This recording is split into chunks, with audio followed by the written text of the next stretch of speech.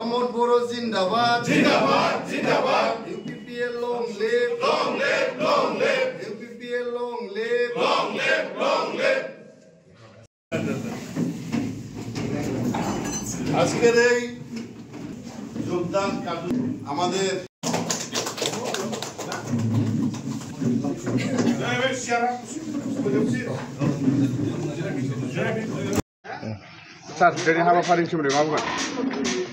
जोंनि UPPL हान्जानि सान्थौ सानस्रि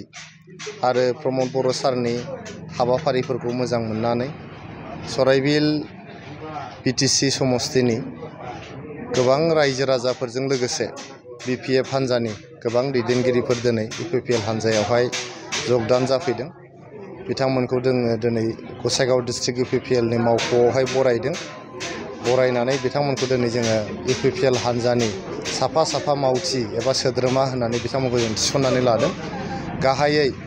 सराइबिल समस्तिनि सिङाव थानाय रायमाना प्राइमारिनि BPF नि गाहाय नेहाथारि BPF सरकारनि समनि बारग' VCDC चेयारमेन BPF नि सराइबिल ब्लक कमिटिनि आगोलनि ट्रेजारार बेबायदिनो गोबां दैदेनगिरिफोर जोंनि UPPL हान्जायाव दिनै बिथांमोना जइन जाफैदों। बेनो फोरमान जे फैगौ बिसायख'थियाव UPPL हान्जाया गोबां बिबाङाव देरहानानै प्रमद बर' सारा जे फिन खनसेबाव बड'लेण्डनि चिफ जानो थांगासिनो दं बेनो मोनसे इंगित आरो दिनै दले बले गासिबो रायजो राजाफोर आरो गुबुन गुबुन हान्जाफोरनि मावथिफोरा सोद्रोमाफ्रा UPPL हान्जायाव जइन जाफैदों। नोंथांमोना नुदों साननैसो सिगांबो BPF नि गोबां गिदिर गिदिर दैदेनगिरिफ्रा जोंनि UPPL हान्जायावहाय जइन जाफैबाय। लोगोसेयै BPFल' नङा गोबां हान्जा जेरै कंग्रेस दङ GSP दं बेफोर हान्जाफोरनि सोद्रोमाफ्रा मावथिफ्रा बयबो सानफ्रोमबो UPPL हान्जायाव जइन जाफैगासिनो दं। बेनो फोरमान जे UPPL हान्जाया दिनै बिसिबां गोख्रों बिसिबां स्ट्रं जाबोदों आरो प्रमद बर' सारनि जे थांनाय बोसोरब्रै खावसे सरकार सालायनाया बिसिबां मोजां जादों। जोंनि ओनसोलाव गोजोन सौफैफिनबाय। गोजोना दिनै गासिबो बिथिङावनो फैफिनबाय आरो रायजो राजाफ्रा गोजोनाव रायजो जागासिनो दङ। जौगानाया जोंनि ओनसोलाव गोख्रैयै खारगासिनो दङ। दा बेफोर गासिबो हाबाफारिखौ मोजां हाबाफारिखौ नुनानैनो रायजो राजाफ्रा बयबो UPPL हान्जायाव हाबगासिनो दङ आरो गुबुन गुबुन दल संगठननि सोद्रोमाफोर दैदेनगिरिफ्राबो UPPL हान्जायाव हाबफैगासिनो दङ। नोंथांमोना UPPL हान्जायाव जगदान जानायावहाय सिङाव माबाफोर रहस्य खोथा दं नामा? रहस्य खोथाथ' जोंहा जेबो गैया। जोङो आगोलाव जेरै BPF पार्टियाव थानानै खामानिखौ मावदों दिनैबो जोङो UPPL पार्टियाव थानानै UPPL नि जानानै सराइबिल समस्तियाव जों बेबायदि खामानि मावनो थांखि लादों जे जोङो माने UPPL हिसाबै पुरा जौगाहोनानै जोंनि गारबोनाय पुराना पार्टि BPF पार्टिखौ जोङो माने नस्थ' खालामनानै गारनायनि मोनसे जिर' खालामनानै जोङो दिनैनि UPPL पार्टिखौ पुरा सापर्ट खालामगोन होननानै जोंनि फैनायनि उद्देश्यखौ जों बेखिनि जोङो थांखि लानानै फैनाय जादों आरो एसेखिनि। UPPL दोलोखौ मोजां मोननायनि खारना जाहैबाय मा जों जुदि बेबादि गावस्रा गावस्रि जाबाय थानानै जोङो बेबादि सोरबा बैजों जाबाय थानानै जोंनि ओनसोलनि जौगाथाय जोंनि ओनसोलनि गोजोननाय गासै बिथिङा जोंहा थिग जानाय नङा होननानैनो जोङो दिनै UPPL पार्टियाव जों जयै जगदान जाफैनाय जाहैबाय। जोङो गासै दा 15 जन दं। बिबानाथ' आङो व्यक्तिगत रायमना प्राइमारिनि सिङाव थानाय बे सराइबिल समस्तिनि सिङाव रायमना प्राइमारिनि जेनेरेल सेक्रेटारिमोन आरो बिथाङा नै जोंनि रायमना प्राइमारिनि मा होनो VCDC चेयारमेनमोन आगोलाव आरो बेबायदिनो जोंहा दङ नै सोलिफु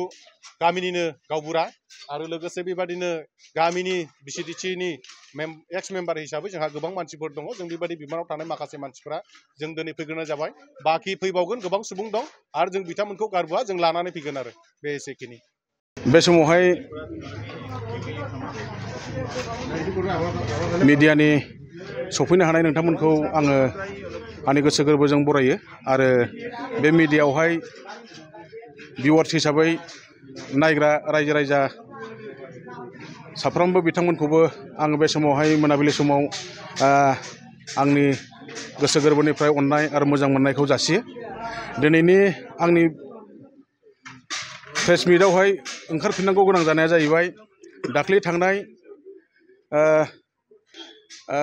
चिफ सारजों जोङो सारेन्डार लायदों आरो सारेन्डार लाखांनायनि उनावहाय 15 थारिख ना बे 15 थारिखआवहाय जोङो सारेन्डार लायदों बिनि उनावहाय जोङो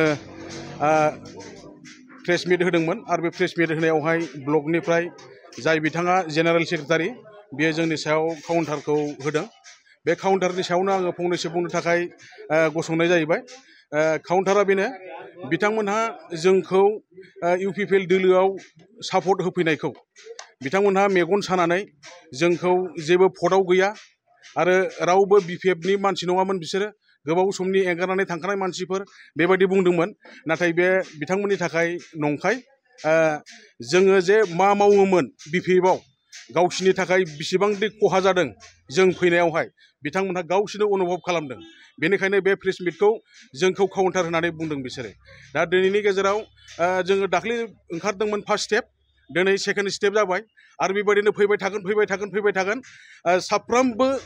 बिपिएफनि कर्मकर्ताफ्रा इउपिपिएलआव जगदान जाजोबगोन आरो सराइबिल समष्टिया गासैबो लांगा जाजोबगोन बिथांमोननि बिपिएफनि जेसेबांनाखि कर्मकर्ताफोर दं गासैबो लं थं जाजोबगोन आरो बिसोरो बिपिएफनि जेननाया रोखा जिर' जाबाय जों बेखौहाय दानो मिथिनो मोनबाय दिनै जोङो रायमना प्राइमारिनिफ्राय माखासे बिदा फंबायफ्रा फैबाय आरो बेबायदिनो जोंनि नन्दिपुर प्राइमारिनिफ्रायबो गोबां फैनांगौ दङ आरो गोबां जों जगाजग लादों बेखौ जोङो गासैबो मोनफा स्टेप बाय स्टेप जोङो सारेन्डार लालांबाय थागोन आरो बिथांमोनहा नुगोन जोंनि सायाव मा मावदों आरो बिथांमोननि मावनायनि सायाव बेसेबां रायजो राजाफ्रा गाज्रि मोननानै दं बेवहायनो जोङो मिथिनो मोनबाय बेनिखायनो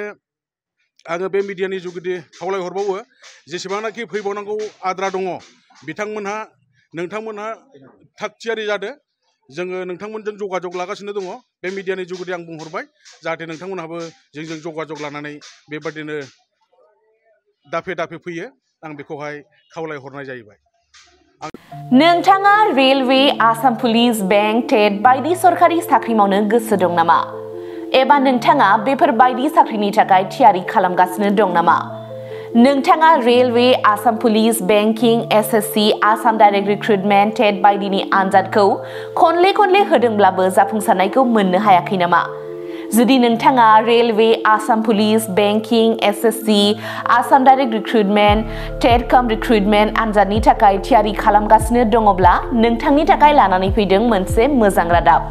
लास्ट ईयर से प्रिपरेशन स्टार्ट किया बट कोचिंग ज्वाइन करने के बाद ही मेरा एग्जाम क्लियर हुआ तो मेरा इस साल 3 एग्जाम का प्री क्लियर हुआ सीएचएसएल का प्री क्लियर हुआ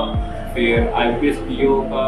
मेरा प्री क्लियर हुआ है और सीजीएल का भी मेरा प्री क्लियर हुआ है तो अभी मैं मेंस का प्रिपरेशन कर रहा हूँ क'क्राझार सहरनि RNB road ward number 6 Sai Baba Mandir एबा एयारटेल अफिसनि साखाथियाव दङ आईबीटी कोचिं इन्स्टिट्यूटआ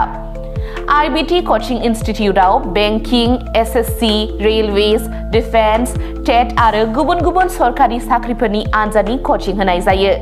आरो बेनि मुं थिसननाया दासान्दि सोलिगासिनो दङ आं नाजानाय मेथ्सफोराव उइकफोर आयदा बाहायनाया एसे गुसुं जाबाय आरो बाहाय सीए क्लासबो जायो माने सामफ्राम कारेन्ट एफेयारफोर जानाय बहाबा मा जानाय जिउ मा जानाय बिदिखौ मोनगोन ओमफ्राय रिजनिंफोर इंग्लिश क्लास जाजोबो गासैबो मेरा क्वांट में एक्चुअली खराब था इसलिए मेरा ज़्यादातर एग्जाम में क्वालिफाई नहीं कर पा रहा था और कॉन्फिडेंट भी नहीं जब से मैंने ज्वाइन किया है तब से मैंने क्वांट पे एक्चुअली अभी मैं क्वांट पे अच्छा हूँ और कर भी पा रहा हूँ तो अभी कॉन्फिडेंट भी हूँ और फैकल्टीज भी बहुत अच्छे हेल्प करते हैं बहुत आईबीटी कोचिं इन्स्टिट्यूटआव मुं थिसननायनि गोबां मुलाम्फाफोरखौ नोंथाङा मोननो हागोन जेरै लो course fees specially daily current affairs classes lifetime membership card weekly 5 to 6 days classes, comprehensive study materials, regular online and offline mock test, Make My Exam app, flexible class timings, doubt clearing session. बेफोर गासै सुबिदाफोरखौ नोंथाङा IBT coaching इन्स्टिट्यूटआव मोननो हागोन अब्ला थाबैनो मुं थिसनदो आबुङै मिथिनो थाखाय 9387277188 एबा 9101325849 आव सोलाद लानो हागोन।